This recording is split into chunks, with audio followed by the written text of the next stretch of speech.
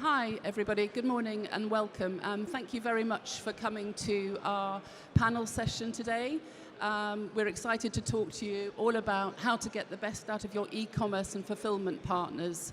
I'm Emma Vercake. I'm CEO of the BCMPA, which is a trade association that represents contract manufacturers, packers, fulfillment and logistics. So I'm joined today by two of our members, Laura Ball, who is the Business Development Director of the PHL Group, and Glenn Hayes, who's Managing Director of Worldwide Logistics. And I'll get them to introduce themselves in a minute. So firstly, what is the BCMPA?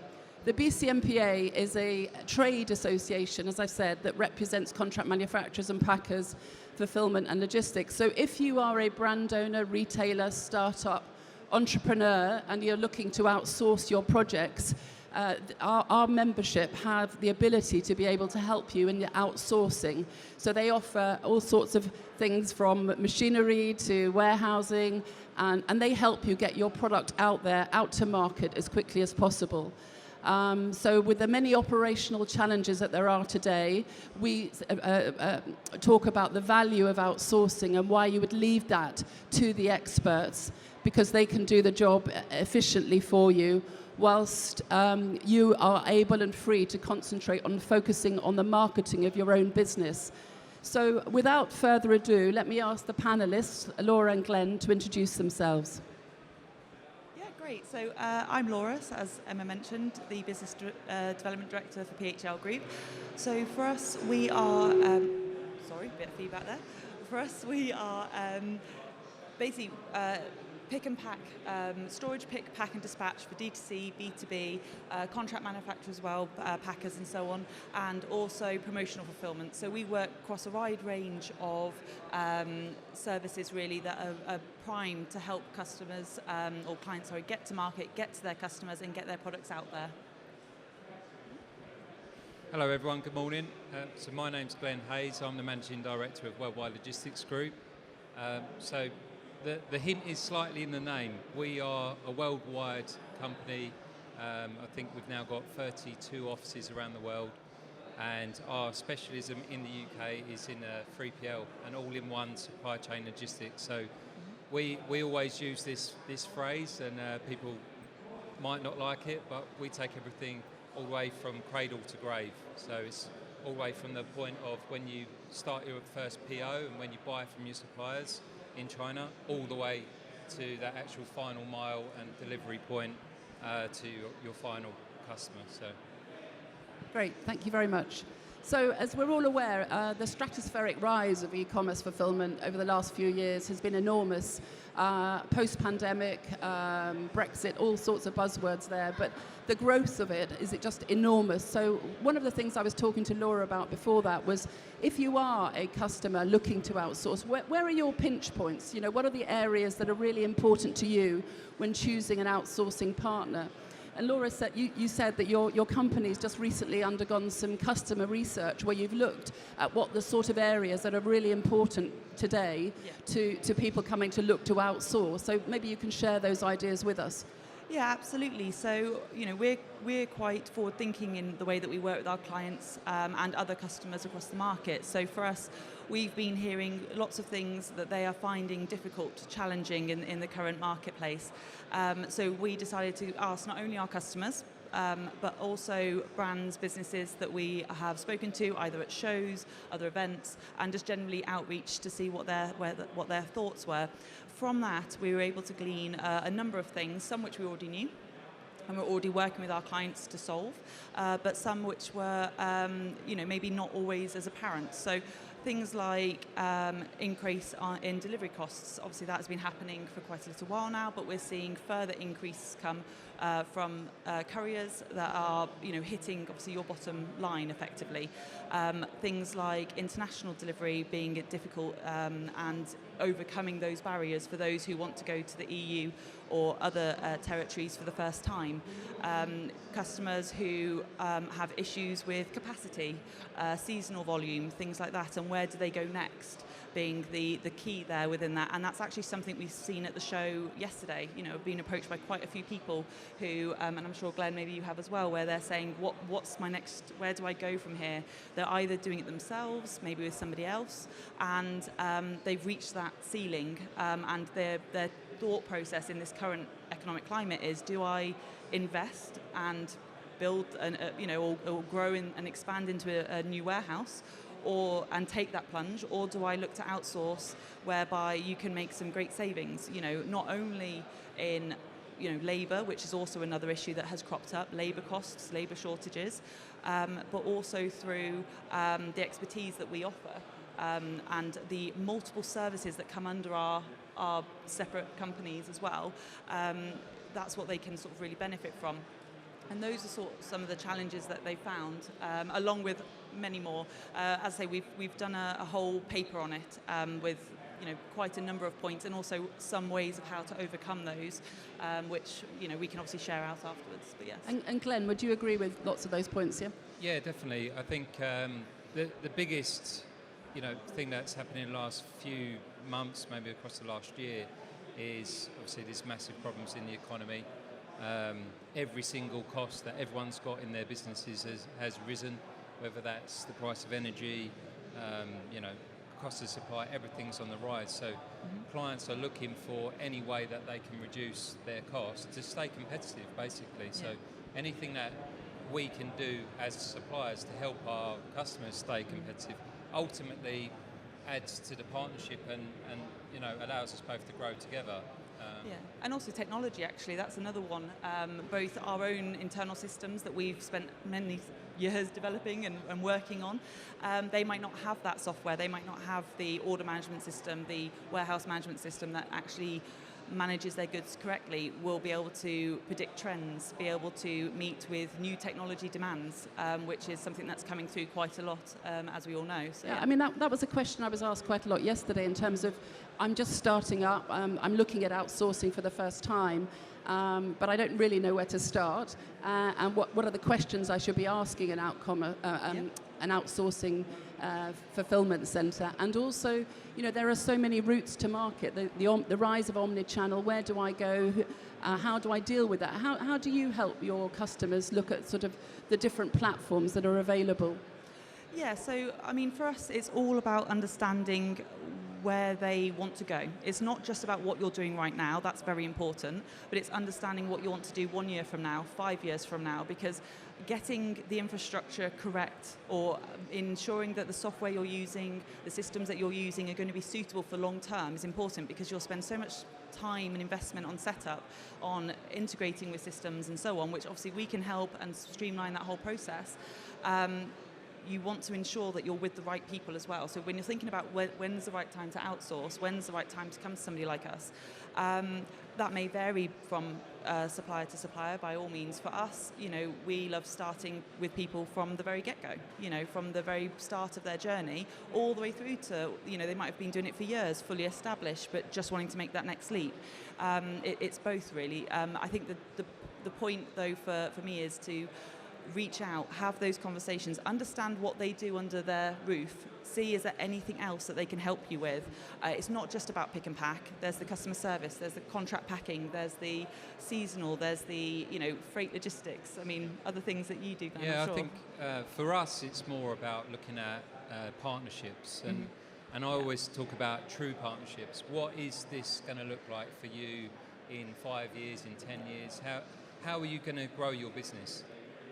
Does your partner have that scale that allows you to grow your business? Can they make sure that you can sell in Europe? Can you sell in the US? Can you ultimately expand your business to where you want it to go?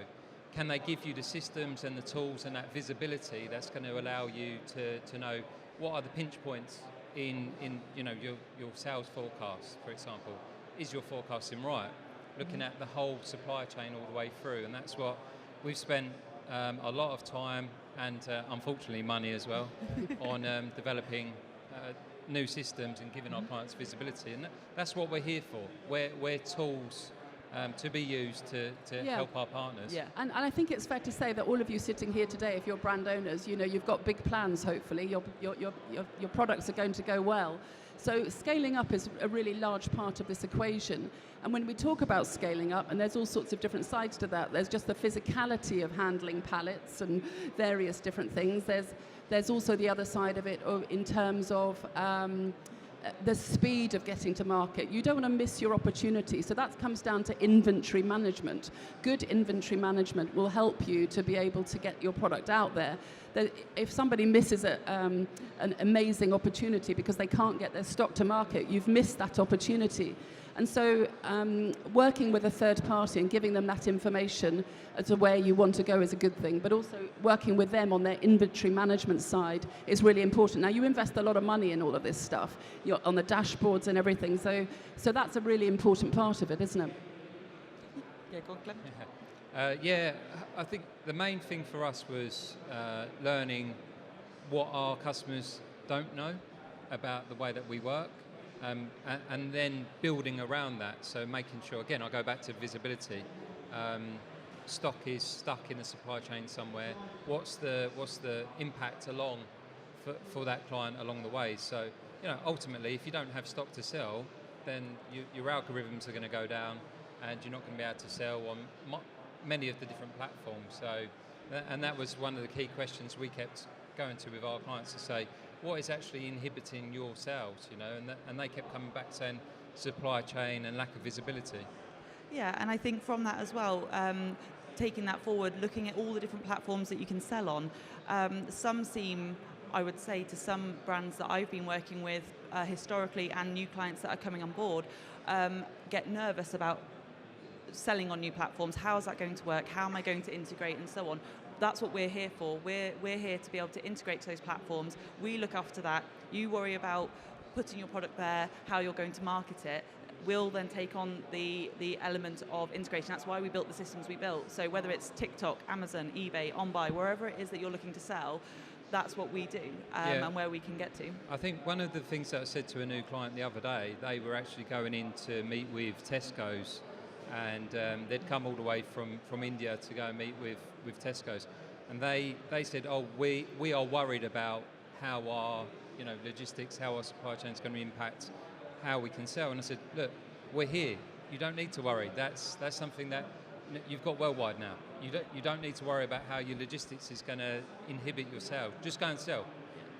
Feel that freedom of being able to sell, and just come back to us and say, look, we've just had this conversation with whoever it might be, whichever brand, and we're going to sell through this platform. We'll map it out for you and we'll work it out. That's what we're here to do. And that's huge with the cross-border. You see that time and time again. I want to go into Amazon, but I don't know whether I'm going to get my goods there in time. I don't know whether I'm, that's exactly what we're here for.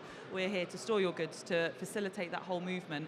And also we're here with our partners as well. We might have people in the industry that also can fill gaps that we don't have. We don't do absolutely 100% everything, but we might have partners who do. So you're looking to go to the EU, we have partners for that. You're looking to move some of that stock, or looking for freight logistics, looking for customs clearance, it's worldwide logistics. Well, you two, you're a good example of collaboration where you help each other on the areas where one of you has more expertise, etc.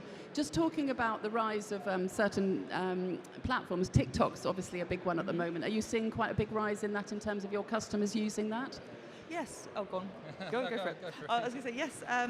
Certainly we are. I think what we're seeing is customers who have started selling on TikTok. They might be doing it themselves, and then suddenly had a surge. Their product has struck a chord. It's gone viral effectively, and they've suddenly picked up a considerable amount of volume that even their own store's doing. One of our clients, for example, does 4 times the amount on TikTok than he does on his own store, and that. And he sort of came to us and said, where do I go? How do I facilitate this? I'm struggling. I have, my warehouse is too full. I've got stock inbound. I haven't got enough staff. How do I don't know how to approach this. Is this short term? Is it long term? What am I going to do? And that's exactly where we fit. Yeah, I think for us as well, I'm actually, partnering up with TikTok and looking at more of the full supply chain with these guys. And one of the biggest problems that we've had is regarding the returns as well, because TikTok are good at doing the forward logistics. They do it from China, Specifically, they do it at fantastic rates that a lot of people can't beat. And then when it comes down to the return side of things, they actually cannot, they just cannot grasp it. And what happens then is their customers ultimately, lose that value from the product. So one of the things that we've been concentrating on is building a system and building platforms whereby we can actually integrate with any returns and allow customers to return back to us. That's also like so what we do is we do geo-fencing around the returns as well to optimize where that return can come back to stop what generally happens is you end up doing a massive truck across half of the UK to return to just your partner's warehouse. Well, that's got a cost in it. Not only a cost in terms of money, but also CO2. So we're trying to look at how we can stop all of that, encouragement of wastage, and decrease all of that and bring more value. Yeah, and I think you hit on a point there when you talked about the surges and taking advantage of those, is that you all have labour, don't you? And labour is obviously a really valuable commodity currently, so you're planning your workforces. If you're working by yourself in a small operation and you're doing it yourself, you don't have that ability necessarily to flex up. Flexing up is what outsourcing can offer you, and that use of labour. Yeah, absolutely. I mean, you effectively pay for what you use when you come to somebody like us, in terms of you're not having that overhead of staff, and it's not just the wage you pay them, it's all the other elements behind the scenes that goes along with that. But you're also got, whether it's the overhead of warehousing, overhead of staff, etc. We flex accordingly. With a lot of our clients, or all our clients, talking about the partnership you mentioned before, we have a lot, open communication. We work really closely with our clients. We understand what marketing they're doing. We understand where they're going next, so that we can predict what peaks they're going to be having, what troughs they might have, etc. But also then, if they suddenly do have surges, if they do pre-orders but stock suddenly landing early for whatever reason and things like that, and that sheer panic they might feel, they don't when they're using someone like us. And our clients have certainly noted that and told us things like that, because they say, well, actually you're managing, or you're constantly looking, and you've got the systems in place, you've got the staff in place, and everything else, and the experience as well of doing this time and time again. Yeah, I think for me it goes back to the word partnership again. We have to understand our clients' businesses. We've got the scale and we've got the labour that we can turn that on in a day, even a couple of hours sometimes, to make sure we maximise, whatever the surge is, we can deal with it. But it goes back to partnership. If we don't know it, we can't control it, and we can't, So what we've seen, especially with the rise of some of the social media sales, is you get these huge surges, but then that failure to communicate means that we see that on the ground level. Suddenly we've got 10,000 more picks than we ever imagined we'd have in a sudden burst. So we're actually going back to the client and saying, this product's selling really well, we've got another 10,000, do you need more labour? How is this going to continue? And looking back through the whole supply chain and mapping that back and saying, actually, you haven't ordered enough product for the amount of sales that you've got right now. So can you look at your forecasting? So that, again, I go back to the word, it's for us, it's all partnership.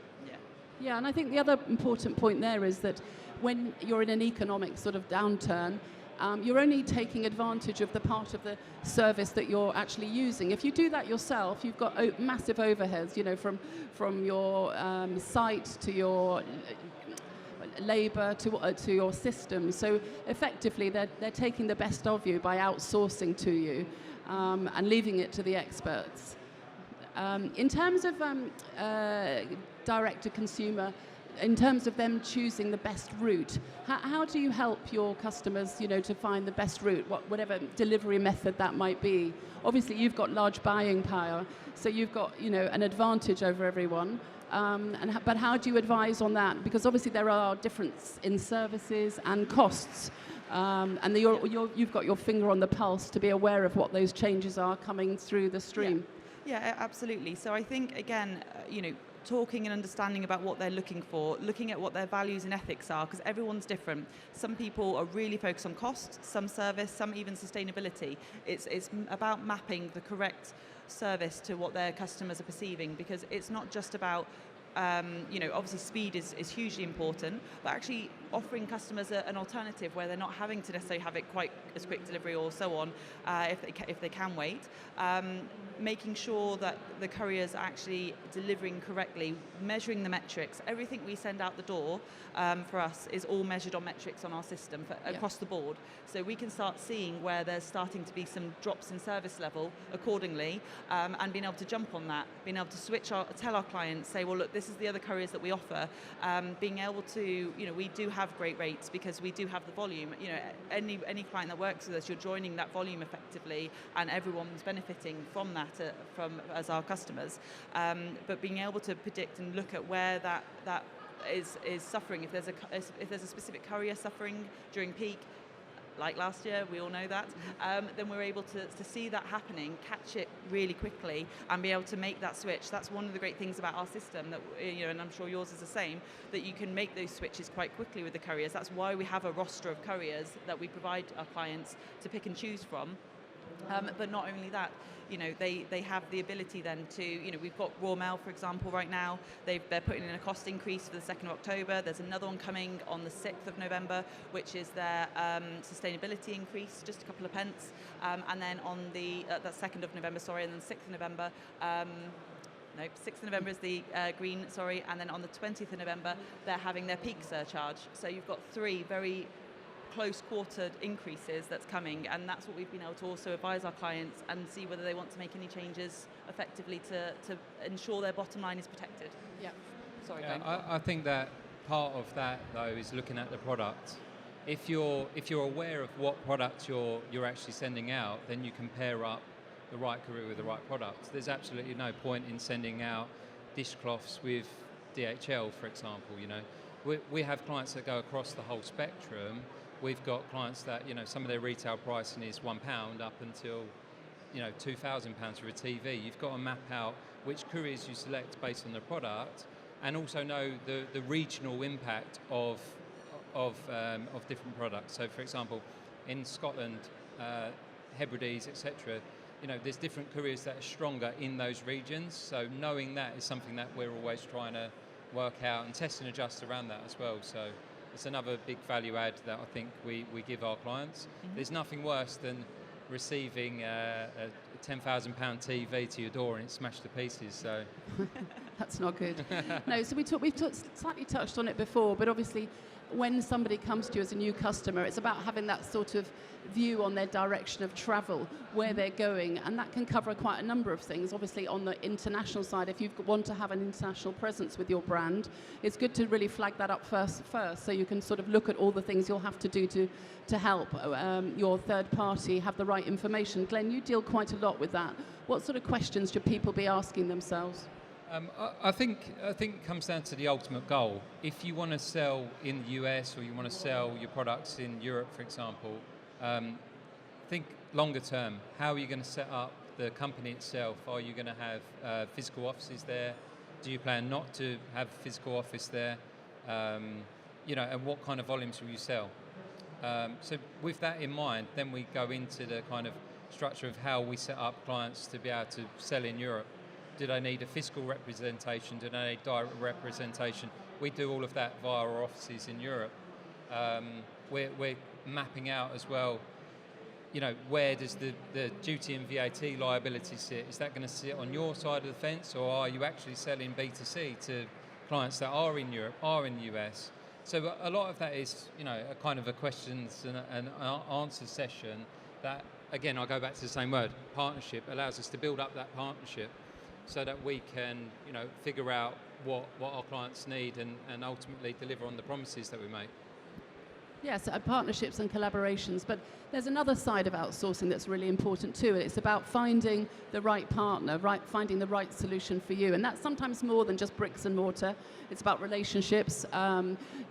Every new brand will have aspirations, but they will also need to be probably reined in a little by the expertise that a third party can offer. And that's a sort of invisible area, the expertise that's offered by third parties. They've seen projects before, they've seen what's worked, they've seen what hasn't worked so well, right down to the operators in the factory who will always have an opinion on how something's being packed or put together. Do you want to talk a little bit more about that emotional aspect?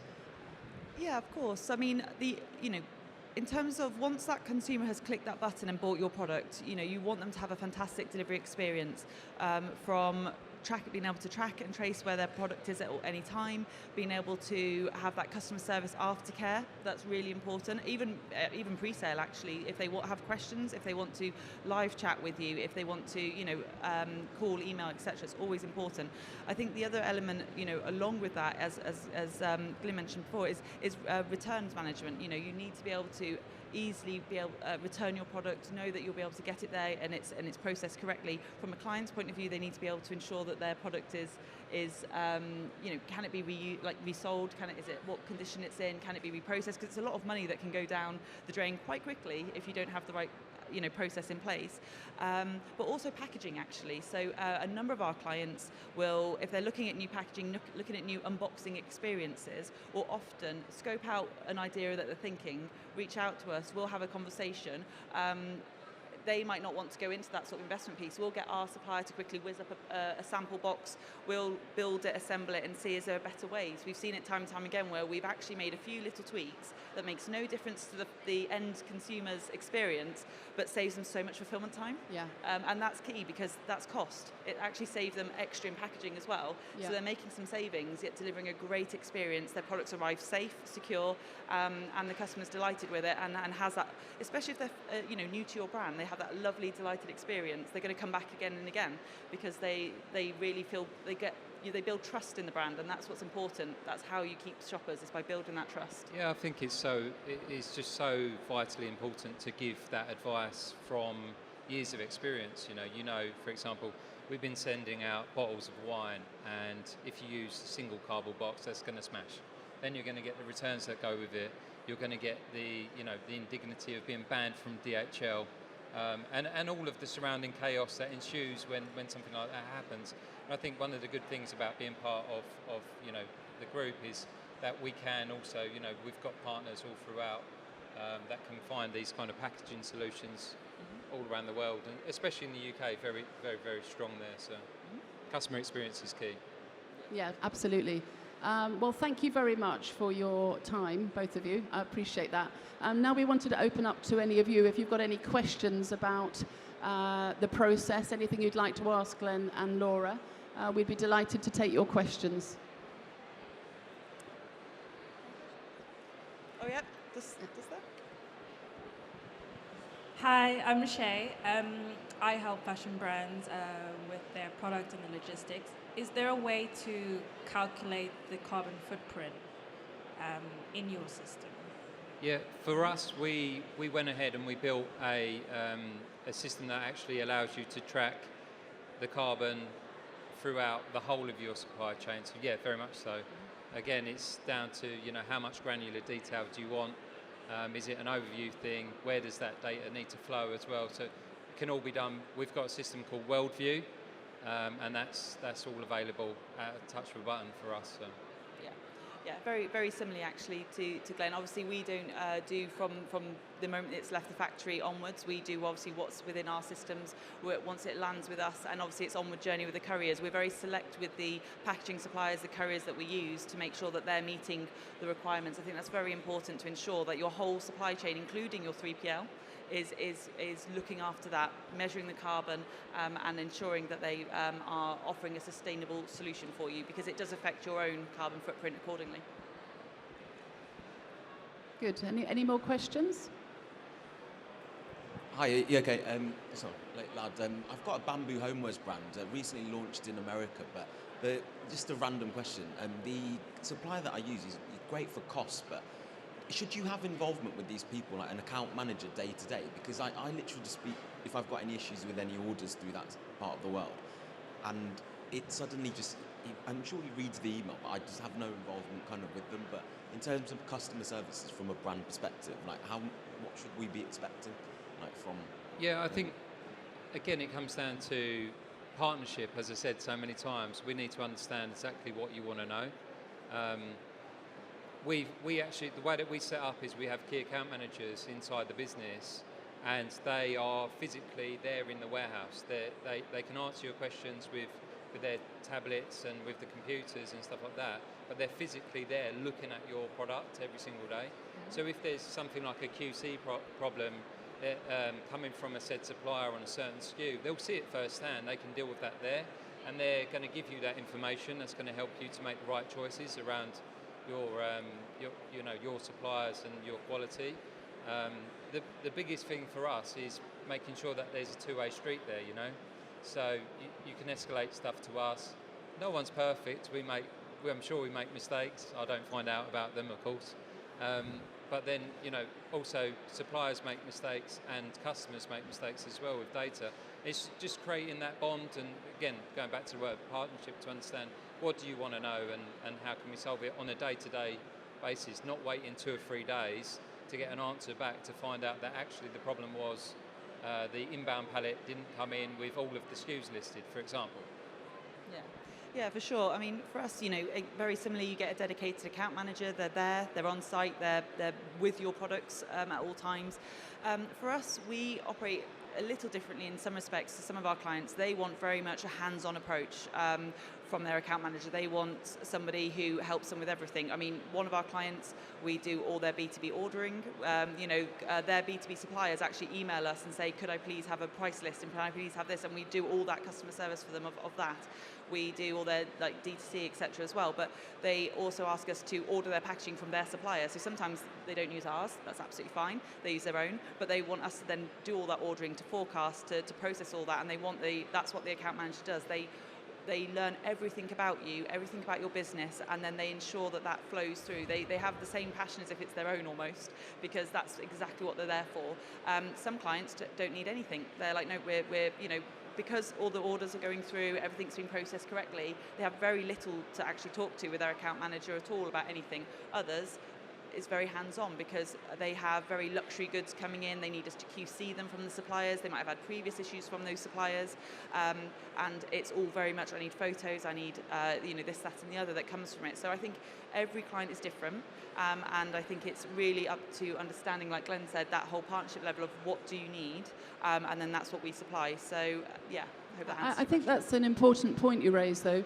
It's sort of the area where the general conversation you're having, if you're not happy with that, then you put some KPIs in and say, I need to have this reporting back on these days. And that would really establish what the rules are effectively. And I think that's what some of your customers will do, won't they? Absolutely. You've got to have, you need to have KPIs. At the end of the day, they are part of your business in a sense. That's what we like to do. We're part of your business if you work with us. We're just another arm of it. So as much as you would give your employee some KPIs, make sure you hit this, make sure you do that, turn up to work on time, whatever it is that you give them, they should be held accountable to the same. Yeah, ultimately the business is a people business, isn't it? People are doing your business for you, and so communication, collaboration, all of those words are vital. But if somebody's not doing it right, then you need to let them know, and probably not wait either.